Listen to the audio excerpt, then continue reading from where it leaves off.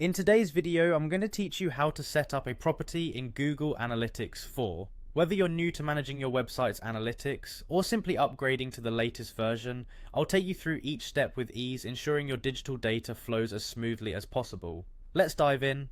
The first thing you want to do is navigate to Google. For this, just open up your preferred web browser and type in Google, or go directly to google.com. Once you're in, look towards the top right corner of the page. Here you'll find the option to sign in. Go ahead and click on that.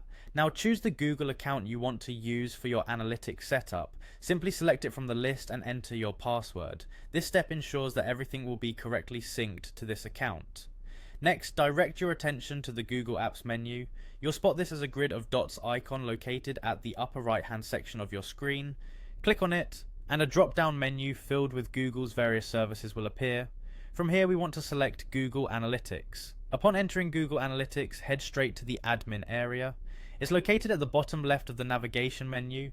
Here you'll find various options, but focus on hitting the Create button located at the top left of this page.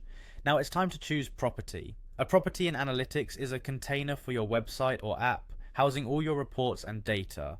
After selecting it, you'll be asked to input some basic details for your property. Begin with a property name, something recognizable that represents the site or app you're tracking.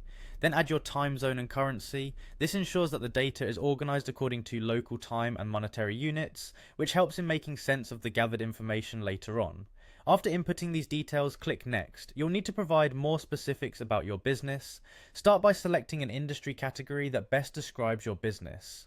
This will help Google tailor the analytics accordingly. Then specify your business size, giving Google an idea of the scope they'll be working with.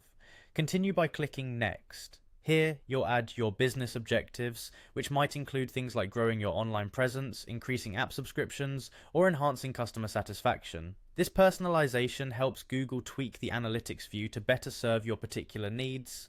Finally, click Create. This will officially set up your new property. You'll be presented with the option to choose a platform to start collecting data, whether it's on the web, iOS or Android, or you can skip this part for the moment if you're not ready. To wrap things up, click on Continue to Home. This takes you back to the main overview of your newly created property within Google Analytics. And there you have it, you're all set up with a new property in Google Analytics 4. Keep exploring to get the most out of the tools and insights available at your fingertips. Thanks for watching, and good luck with tracking your website's data.